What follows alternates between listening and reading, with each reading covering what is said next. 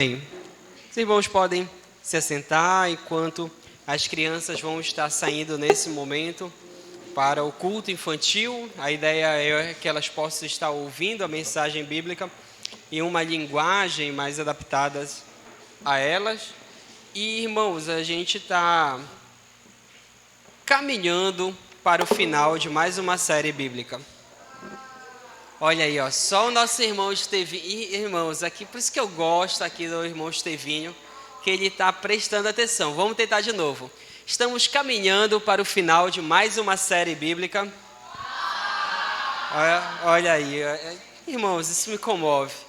Mas a gente está aqui falando sobre relacionamentos, sobre família, sobre relacionamentos de um modo geral. E nós temos visto como a palavra de Deus impacta essa área da minha vida, ou da nossa vida, melhor dizendo, da sua vida. É interessante, um dia desse alguém falou que o pastor fica dando domingo após domingo peia no pessoal, mas não é verdade. Eu também não sabia que apanharia tanto com o livro de Efésios. Na verdade, eu não esperava que Efésios fosse uma carta que nos batesse tanto e nos confrontasse tanto. Mas por que ela faz isso?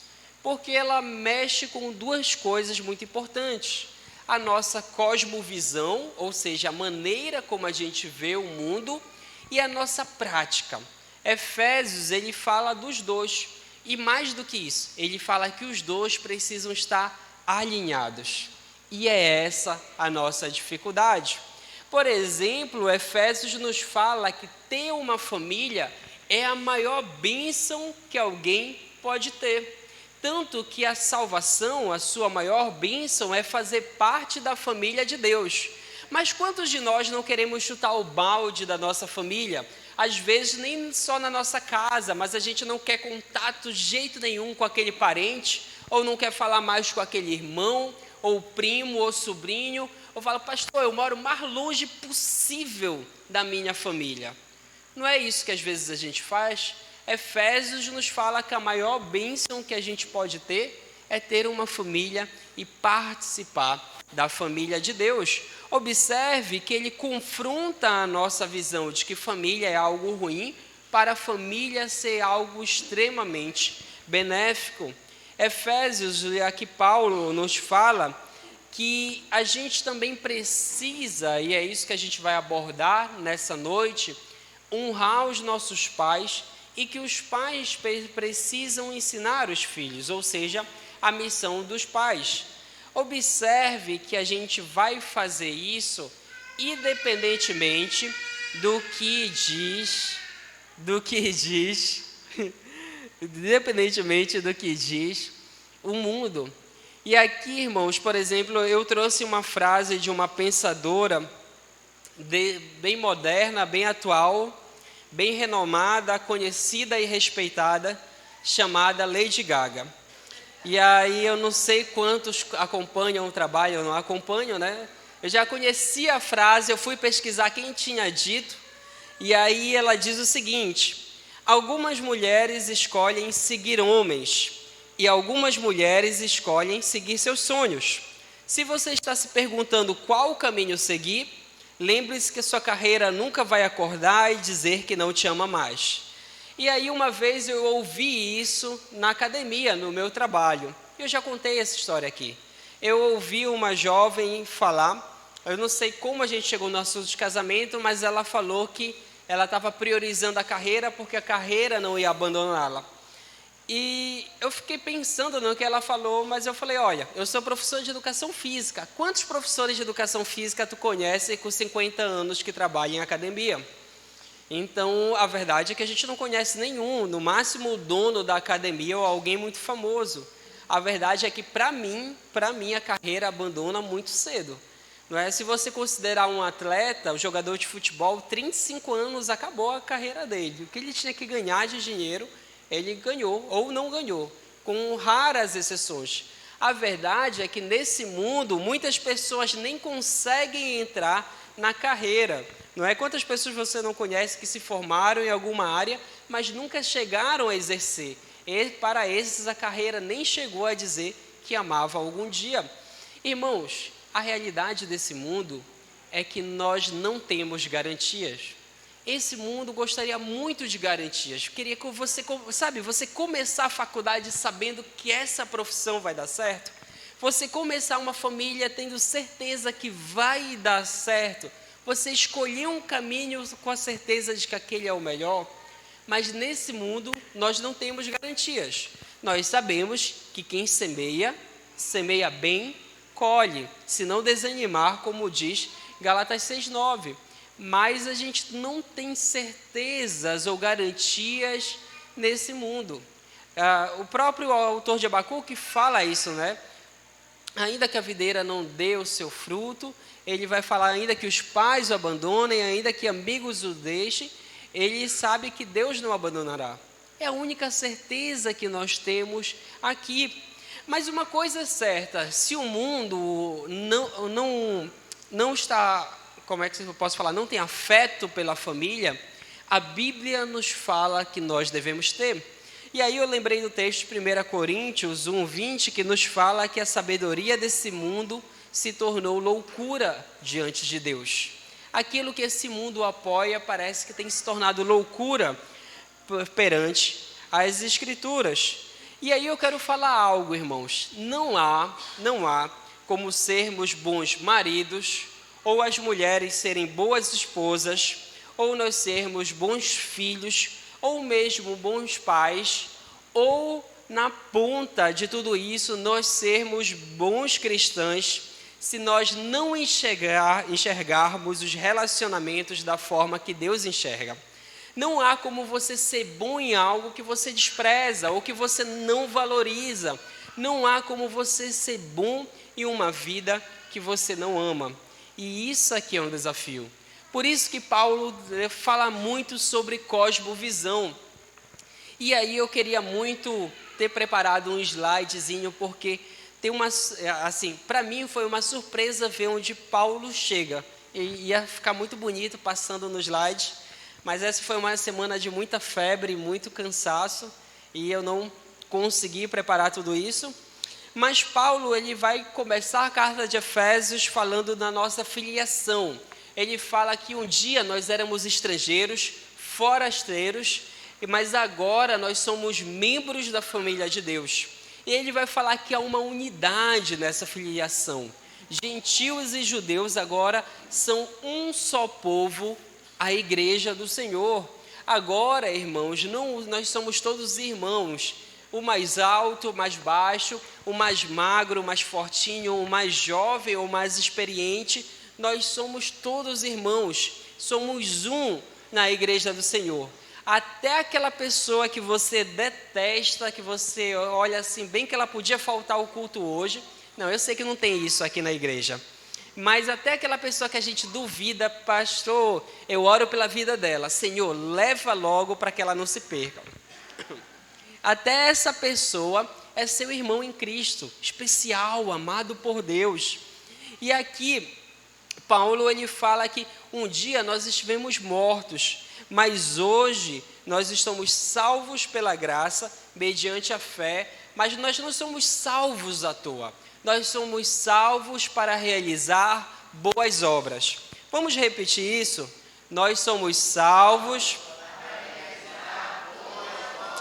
E, irmãos, quando você pensa em boa obra, você pensa logo em salvar o mundo, não pensa?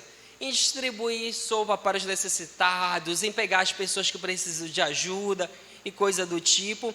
Mas Paulo fala que essas boas obras formam uma unidade na fé. E aí ele nos chama a atenção. Por exemplo, o primeiro ponto é, essas boas obras, elas se manifestam numa vida de santidade. E aí ele vai falar sobre o modo de viver de um cristão. Em seguida, ele vai falar sobre os relacionamentos. Ou seja, se você é membro da família de Deus, você precisa saber se relacionar.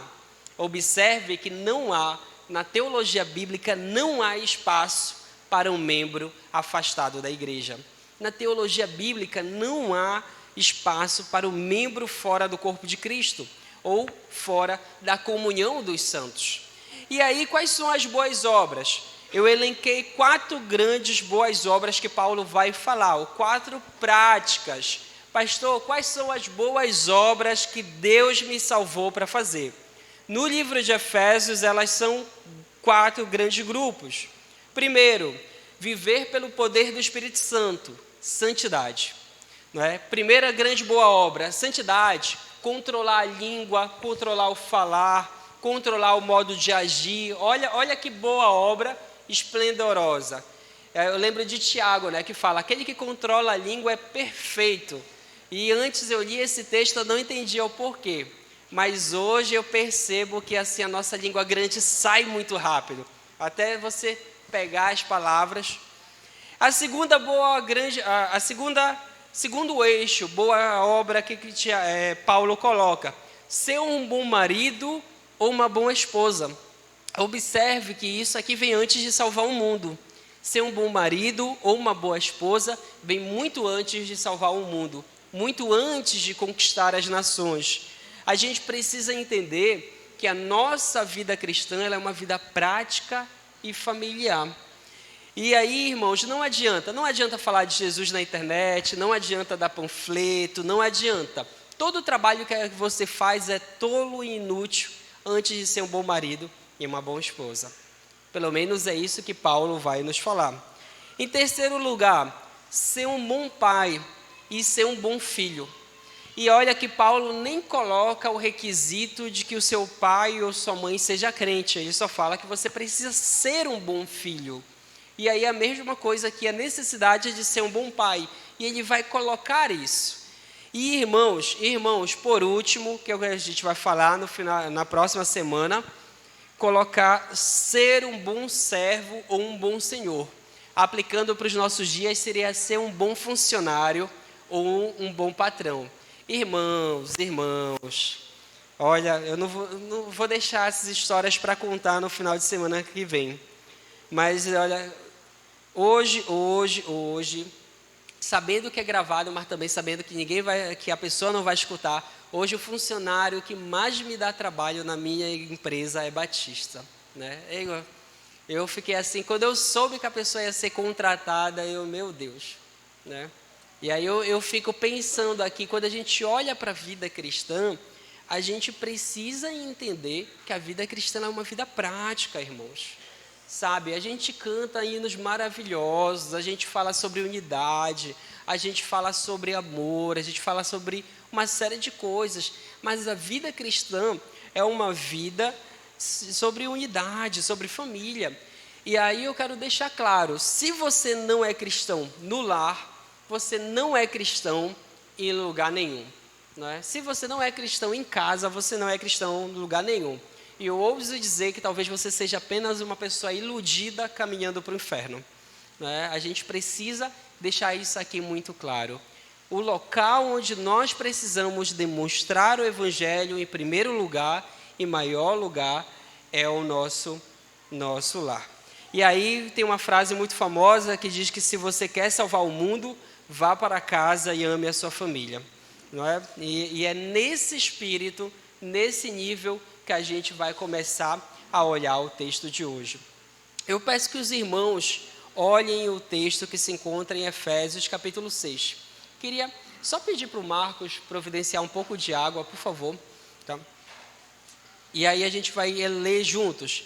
Efésios capítulo 6, do verso 1 até o verso 4. Texto pequeno, texto que já foi pregado, eu acho que umas 4 vezes aqui nessa igreja. Lembro que o Estevão já pregou, eu já preguei esse texto, mas que a palavra do Senhor possa falar ao nosso coração. O texto diz o seguinte, a partir do verso 1: Filhos, obedeçam a seus pais no Senhor, pois isso é justo. Honre o pai e a sua mãe, que é o primeiro mandamento com promessa, para que tudo corra bem com você e você tenha uma vida longa sobre a terra. E vocês, pais, não provoquem os seus filhos à ira, mas tratem de criá-los na disciplina e na admoestação do Senhor. E aqui a gente começa com um texto bem simples, bem denso e bem difícil de trabalharmos. Mas, ao mesmo tempo, um texto que desafia a nossa vida cristã.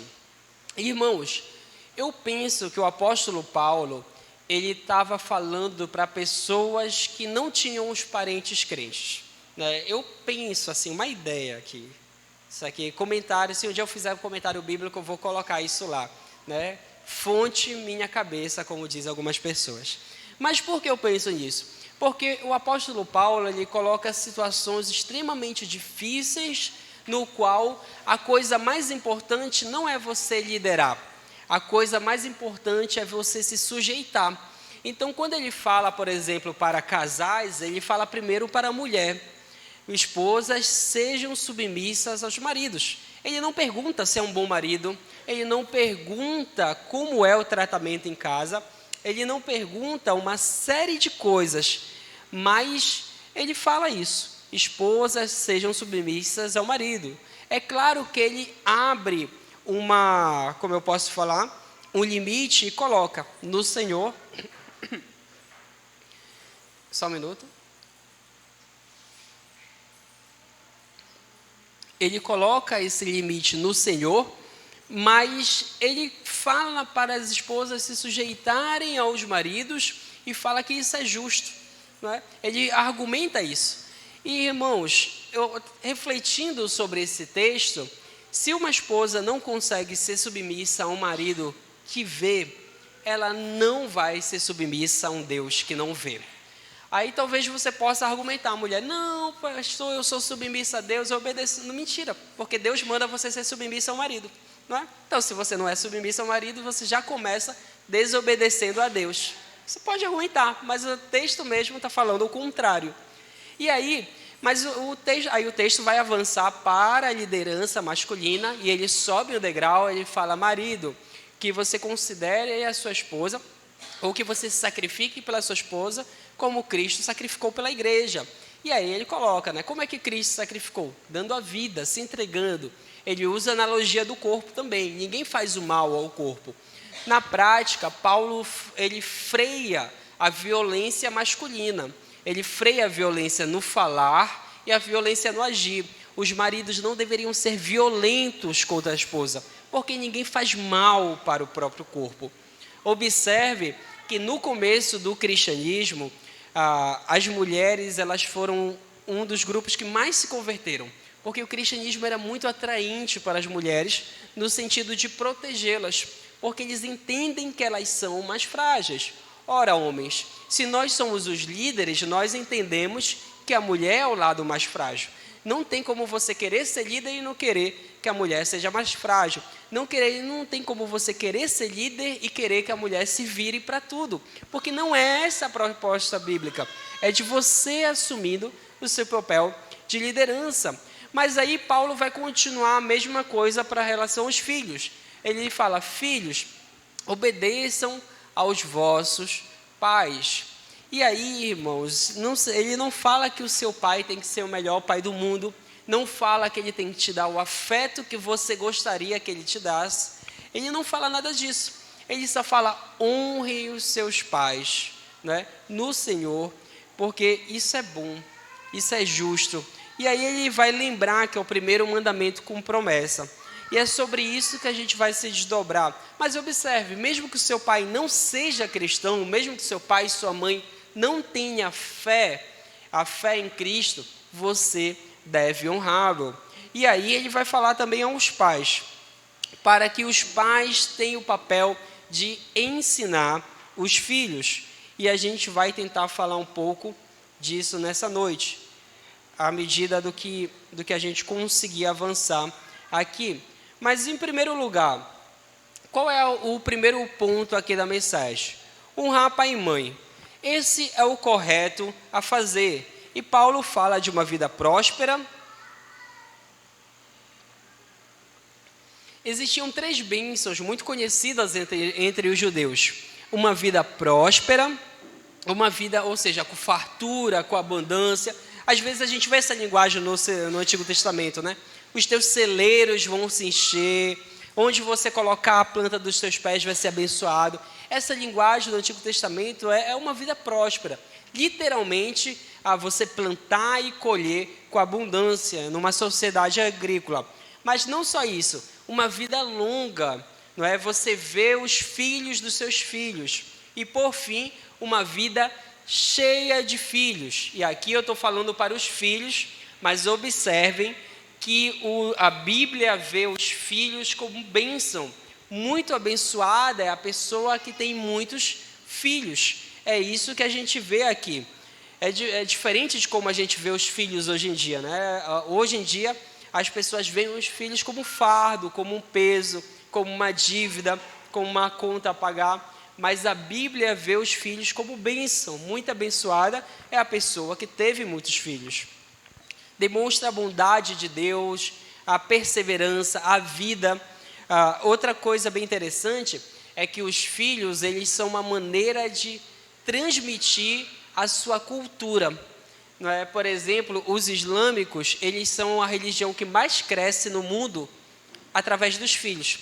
O cristianismo é a religião que mais converte pessoas, mas os islâmicos crescem mais que nós, porque eles têm filhos e intencionalmente ensinam a palavra de Deus para os seus filhos.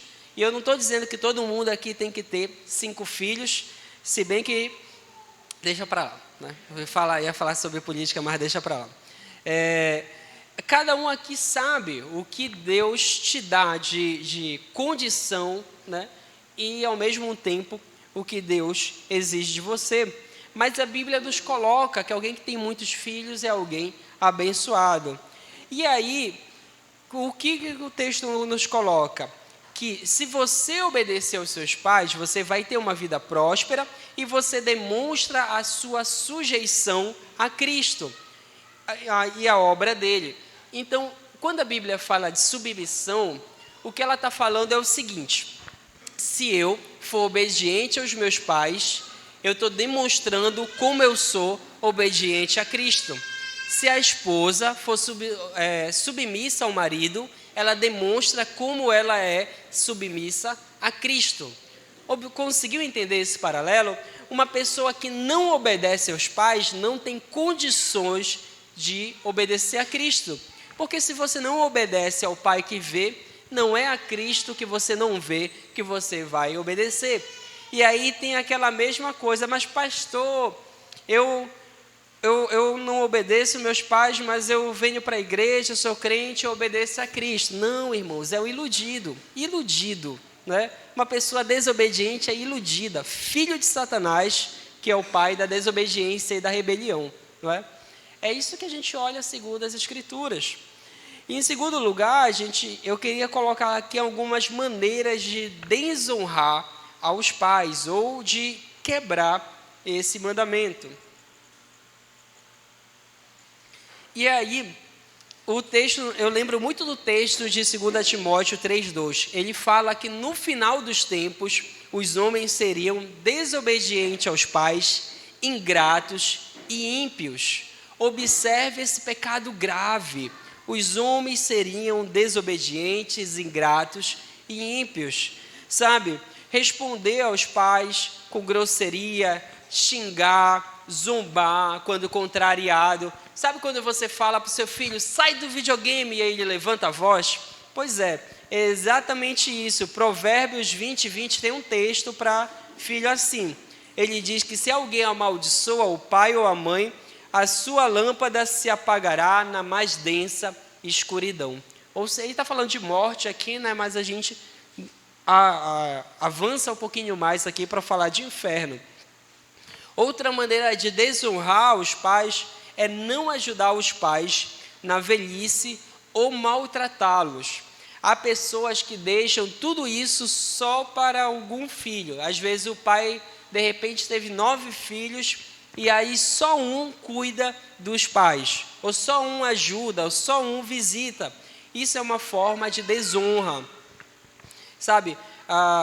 E tem mais do que isso, tem a questão de maltratar. Tem pessoas que maltratam, tem pessoas que roubam os seus pais. Eu não sei se os irmãos sabem, mas as estatísticas mostram que a maior parte das pessoas que roubam idosos são filhos ou netos que convivem como se fossem filhos. E aí eu lembro do texto de Provérbios 28, 24, que diz: o que roubou a seu pai e a sua mãe, e diz: não é pecado, companheiro é do destruidor. Observe que esse texto aqui, ele é muito atual. Hoje em dia não é só o governo que rouba dos velhinhos no INSS, muitos filhos roubam dessa forma. E aí a gente precisa entender que a vida íntegra e o bom cuidado dos pais idosos é mandamento de Deus.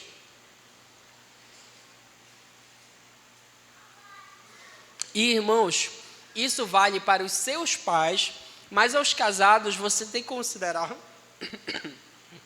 que vale também para os pais do outro, não é? Você não pode falar para o seu marido ou esposa abandonar o pai ou a mãe na velhice.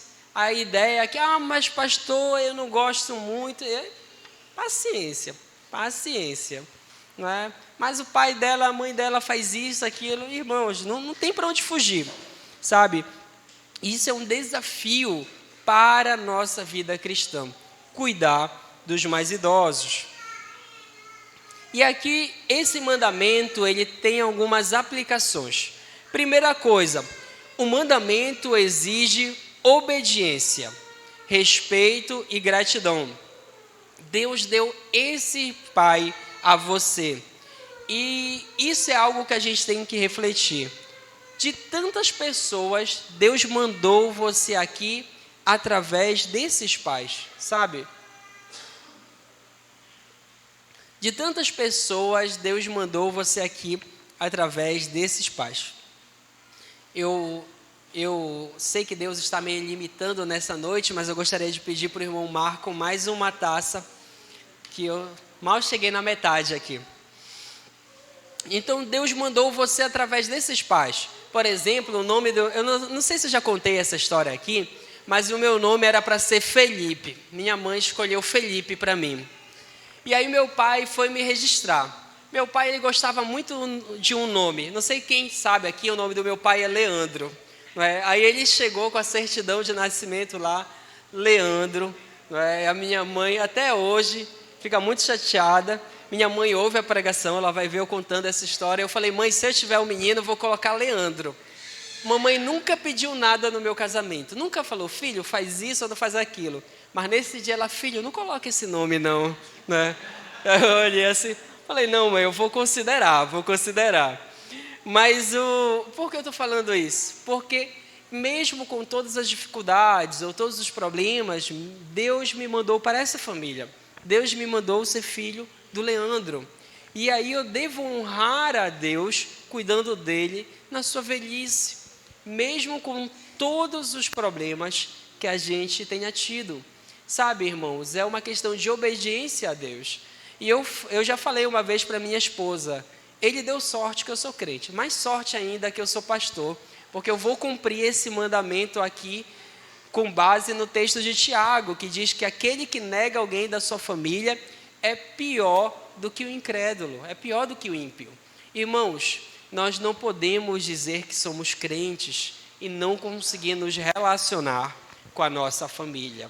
Eu sei que família é algo espinhoso às vezes, eu sei que podem nos magoar, mas a gente deve aprender a perdoar.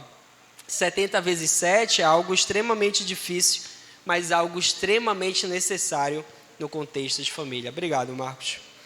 E aí eu lembro de uma amiga que eu estava conversando uma vez,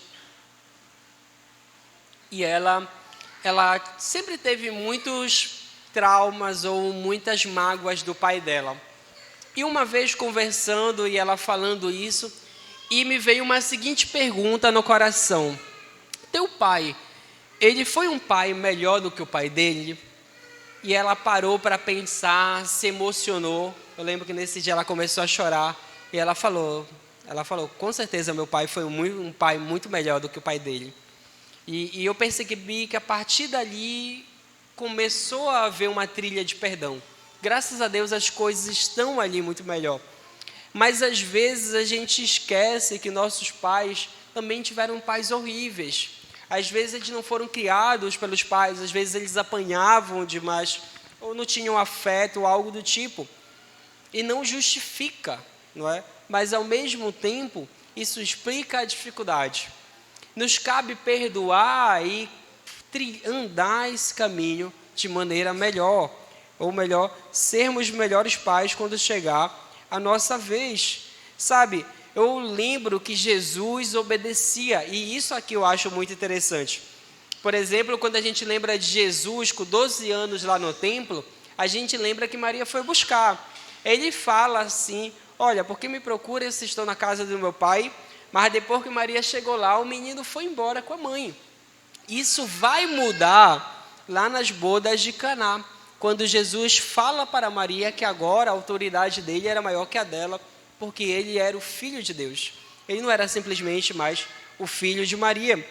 E aí a gente observa que a obediência é algo que Jesus praticou e que nós devemos praticar. Obedecer mesmo quando não concordamos, mas com paciência.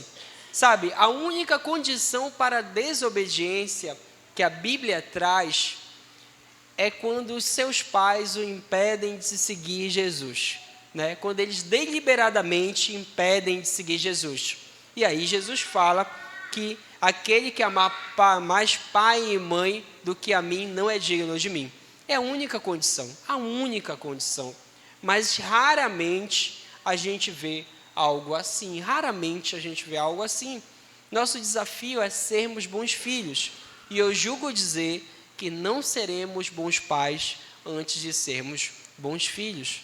E aqui a gente precisa compreender como essas coisas estão se relacionadas. Perdoar nossos pais, compensar as fraquezas de nossos pais, afinal, eles são humanos. Olha, eu conheço alguns casos, por exemplo, eu conheço um caso de uma pessoa que desobedeceu os pais para congregar em uma igreja mais bíblica. Nesse caso, eu apoiaria, né, se antes elas tivessem uma igreja que não fosse nem um pouco bíblica, como era o caso, não é? Mas essa é uma exceção. Por exemplo, eu não vejo ninguém aqui nessa situação. É exceção. Nós devemos honrar os nossos pais. Mas, aprofundando um pouquinho, o mandamento de honrar pai e mãe, ele fala a respeito de autoridade. Por exemplo, o catecismo nos lembra que há uma necessidade de obedecer autoridades legítimas, seja na família. E é engraçado que antigamente você chegava numa casa, e a minha família materna nunca teve isso, por isso que eu perdi o costume. Eu lembro de várias vezes chegar, benção mãe, e a minha mãe não responder tanto assim, ou não dar muita importância para aquilo, e eu perdi o costume. Mas eu lembro que meu avô, eu chegava na casa do meu avô, eu tomava a benção do meu avô, ele era filho da minha bisavó, eu tomava a benção dele, tomava a benção da esposa dele, tomava a benção de tudo quanto é tio meu. Se você chegar atrasado no evento de família, você ia embora, queria ir na comida, não podia. Ia embora, tomando benção um por um, benção, benção, benção, benção. O que isso indicava? Que aquelas pessoas têm autoridade sobre você, que existe uma autoridade no bloco familiar através de certa hierarquia. Hoje a gente dispensa muito essa questão da autoridade familiar e da autoridade hierárquica. Mas isso também está na igreja. Por exemplo, quem aqui é do louvor deve respeito e certa submissão ao líder de louvor. Pastor, eu não concordo, eu acho que eu faria melhor. Daqui a 2 anos a gente vai ter eleição e eu estou louco para ver o pessoal disputando esse cargo, não é? Mas até lá você está submisso a esse líder. A mesma coisa com o ministério infantil ou com a autoridade pastoral. Existe uma hierarquia em dons e ordenação. E agora a segunda parte. Cheguei até aqui com a graça do Senhor. Tudo indica que a segunda parte vai ser mais breve. Mas a segunda parte, pais, não irritem os vossos filhos. E como pais irritam os filhos? Primeiro, excesso de críticas. Não é? Pais que criticam muito, que eu vendo o filho balançando a cabeça, assim, olha, cuidado para não levar coque depois. Então, excesso de críticas. E, irmãos, às vezes seu filho é tudo aquilo que você falou. Mas se você não acreditar nele, quem é que vai acreditar? Se você não chegar para o seu filho, olha, você é abençoado, você vai ser um homem de bem, você vai ser uma pessoa de bem, você é filho de Deus, não é? Se você só fica chamando o seu filho de atentado, peralta, só faz besteira, quem é que vai ajudá-lo a ser diferente? A gente precisa entender que há que as palavras magoam. E a criança é assim, ela pode ter feito, mas se você falar que a culpa é dela, ela fica magoada, não é verdade? É verdade, a gente é mais emotivo, mais sensível, criança. A gente procura mais validação, mais apoio, mais amor, criança. Cuidado com as palavras que vocês têm com os filhos. Outra coisa é comparação. Comparações são algo muito complicado. E, irmãos, cuidado para não comparar seu filho. Sabe, às vezes a gente tem um filho que é mais estudioso. Sabe, não lava uma louça dentro de casa, mas porque tira nota azul, vive recebendo elogios. A gente precisa tomar cuidado com isso. Comparar os filhos, comparar os netos. A gente precisa tomar cuidado com isso. Comparações magoam demais crianças. Observa, eu sempre conto essa história aqui. Quando eu fiz o meu ensino médio, nós tínhamos um grupo de 13 colegas, né? Naquela época a gente chamava todo mundo de amigo e tal, vamos se falar para sempre e tal. Não aconteceu, mas o grupo do WhatsApp está lá, de vez em quando ainda acontece um basquete, alguma coisa, mas eu lembro que tinha irmãos, que todo mundo olhava assim, esse menino não vai dar jeito na vida dele. De todos, ele foi o que nem para a faculdade foi, não é? Mas ele ganhou, eu lembro que alguns anos atrás ele ganhou o prêmio de melhor vendedor aqui do Norte e Nordeste, de todas as categorias de lojistas do Pará. Não é? Adivinha quem é que está quase rico? Não sou eu, aqui ó, entendeu? Tive 2 faculdades, não sou eu que estou quase rico. Às vezes a gente valoriza muito o filho ser acadêmico, ser estudioso, mas na vida real não é simples assim. E eu não estou desvalorizando a faculdade, o que eu estou querendo dizer é que o mundo é mais complexo. Você precisa incentivar seu filho a ter mais habilidades do que simplesmente um diploma. E principalmente, não compará-los em relação a isso. Outra coisa, falta de tempo. Hoje em dia a gente criou um mito do tempo de qualidade, não é isso? Tempo de qualidade é um mito bem interessante, porque a gente não tem tempo nenhum. Aí a gente tira meia hora e a gente fala que isso é tempo de qualidade. Irmãos, a falta de tempo mata os relacionamentos entre pais e filhos. E aqui, pais, nada é tão precioso quanto o tempo. Sabe, por exemplo, eu não lembro que tipo de colchão eu dormia criança, se ele era muito confortável ou se ele era duro. Eu não lembro de criança querer um ar-condicionado. Eu não lembro de chorar alguma vez, pai, porque não tem ar-condicionado em casa. Eu não lembro de nada disso, mas eu lembro de várias vezes chorar a ausência dos meus pais. Irmãos, cuidado. E eu não estou dizendo que você não pode ter uma vida confortável, eu não estou dizendo que você não pode trabalhar muito, mas cuidado, muito cuidado para não lotar a sua vida e gastar esses poucos anos. Irmãos, são poucos anos. Eu queria dizer que parece que é uma eternidade, mas não são. Dia desses eu cheguei aqui, a Wanda nem falava. Agora ela está na beira de se tornar junior, pré-adolescente. Mais 4 aninhos, já foi. Isso aqui passa no estalo.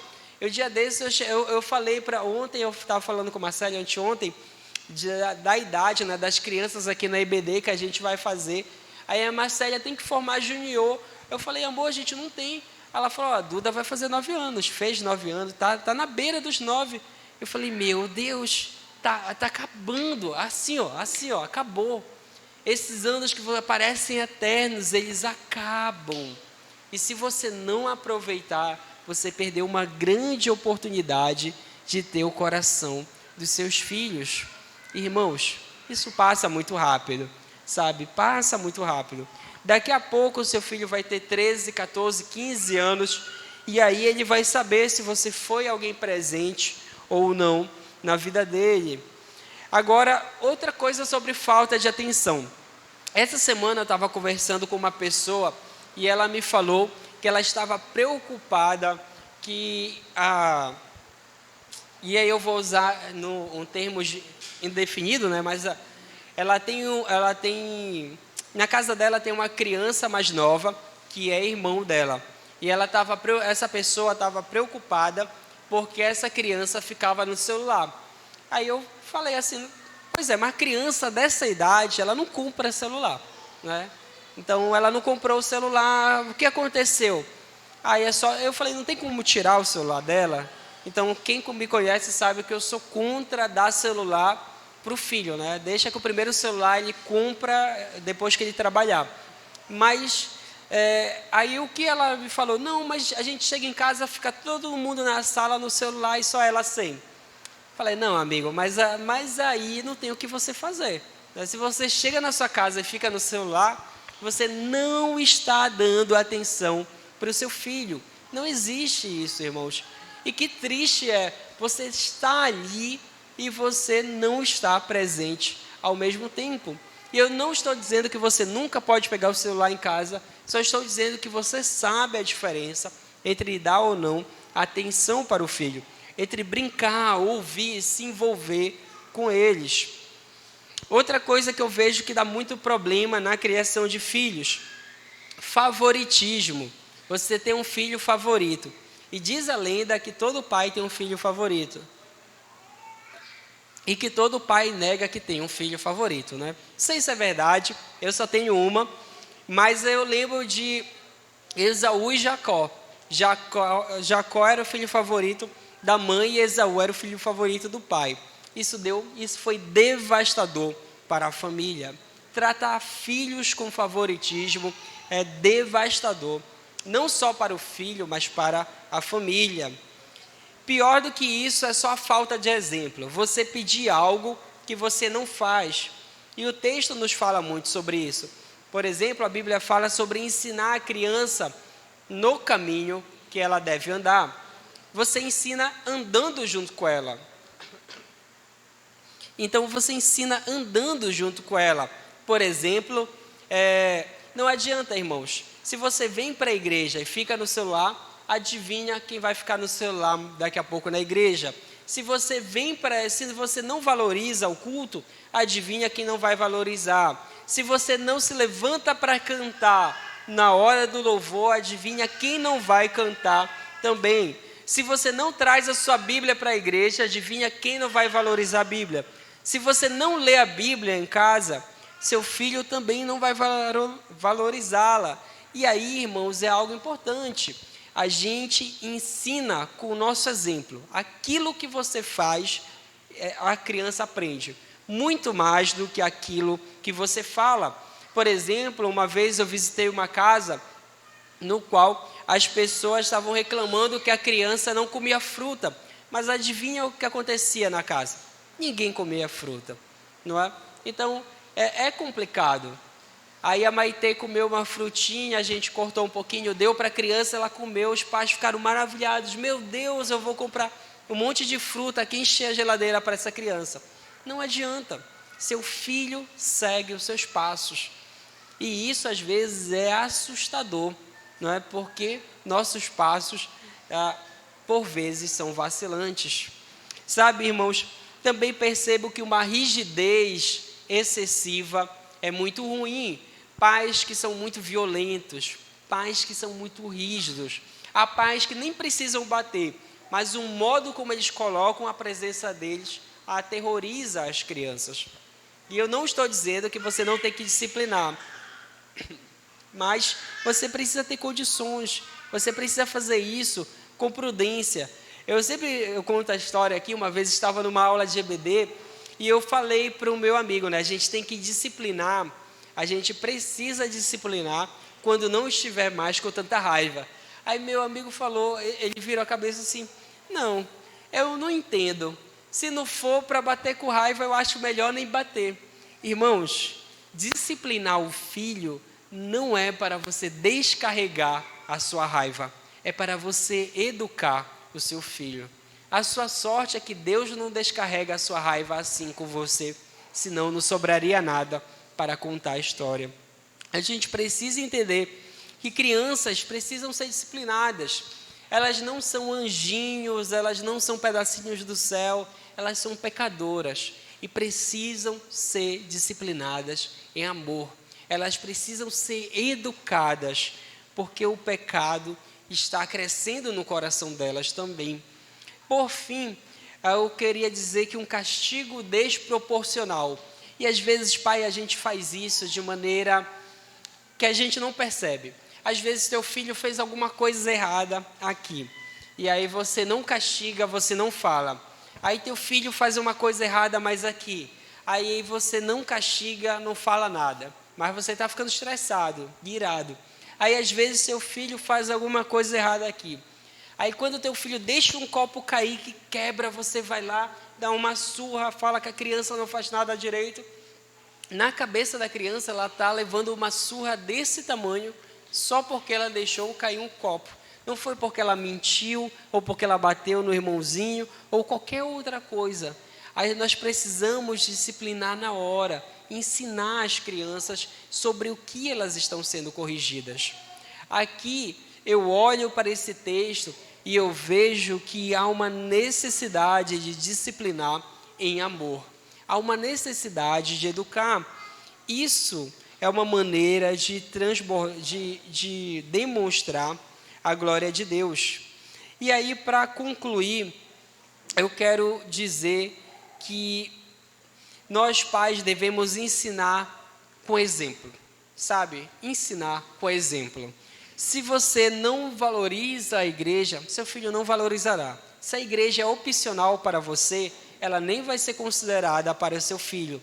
Nós devemos ensinar com mansidão e perseverança, lembrando que o nosso Pai Celestial é paciente e misericordioso, mas também é que Ele disciplina aos filhos, e aquele que Ele não disciplina não é filho. Nós devemos, pais, enxergar os filhos como bênçãos, e isso é muito difícil. Às vezes é muito trabalhoso, às vezes é muito cansativo, às vezes é muito difícil educar filhos, mas filhos são bênçãos do Senhor. O texto nos fala que feliz é o homem que tem a sua aljava cheia deles, né? Feliz é o homem que tem a sua aljava cheia de setas. E aqui, irmãos, a gente precisa ser consciente da nossa responsabilidade. Sobre tudo que você tem que ensinar, você tem que ensinar seu filho a amar a Deus. Não terceirize para a igreja, não terceirize para a escola, não terceirize para ninguém a educação do seu filho. Deus vai cobrar de você. Ele não vai perguntar qual foi a escola que você matriculou o seu filho, nem se o pessoal na igreja ensinava a lição correta. Ele vai perguntar a você o que você fez com a herança que Ele lhe colocou nas suas mãos. Aqui a gente observa que os filhos precisam aprender a obediência e honrar o lar, né, para obedecerem a Cristo. E os pais, eles precisam exercer a sua liderança de maneira amorosa no lar, como preparação para servir a igreja. Irmãos, nós nunca, e isso aqui é um desafio, né? Nós não temos condições de dizer que somos bons cristãos se não formos bons pais. Nós não temos condição de dizer que somos bons cristãos se não formos bons filhos. Nós não temos condições, irmãos, de dizer que somos filhos de Deus se ignoramos a sua palavra. Sabe, no final das contas, eu entendo porque a Bíblia diz que o pastor precisa ensinar os seus filhos, ou ser um bom pai. Porque nós não temos condições de cuidar da casa de Deus se não cuidamos da nossa casa. E aqui eu quero fazer um alerta aos pais. Você sabe que a Igreja Nova Vida ela tem muitas necessidades. Tem muitas necessidades. Se alguém estiver sem trabalho, forma uma fila ali depois do culto que eu vou dar uma lista das coisas que a gente precisa de gente para trabalhar aqui. Tem muita necessidade. Mas mais do que isso, nós precisamos de pessoas que ensinem os filhos no Senhor em casa. Não adianta nada você vir para a igreja todos os dias, se meter em todos os trabalhos, se você não gasta tempo com a sua família. Nós não queremos pessoas que abandonam o seu lar pela sua igreja, mas queremos pessoas que sejam representantes de Cristo no seu lar. Que isso possa ficar no seu coração. Valorize a igreja, mas valorize a família que Deus te deu e seja um mensageiro da palavra de Deus na sua família. Não com o discurso, mas com a sua vida. Amém? Vamos ficar em pé para nós estarmos orando juntos? Senhor Deus e Pai, muito obrigado por tudo que o Senhor tem feito, por tudo aquilo que o Senhor está conduzindo e construindo nessa igreja. Sabe, hoje eu estava lembrando que estamos no meio de julho, que normalmente é o mês que temos menos pessoas, e graças a Deus temos irmãos viajando, descansando, mas também temos muitas pessoas comprometidas com essa casa e comprometidas com o Teu reino. Senhor, queremos Te pedir que o Senhor transforme o nosso coração e que nós possamos ser bons filhos, bons pais, bons maridos, bons amigos. As mulheres possam ser boas esposas, pessoas que ensinem as mulheres mais novas também a amar os seus maridos e filhos e ao Senhor. Que nós possamos ver essa igreja como uma igreja que tem famílias sólidas. E que nós possamos ser uma grande família, mas que nós possamos estar com famílias sólidas para Te glorificar e viver o Teu Evangelho. No nome de Jesus. Amém.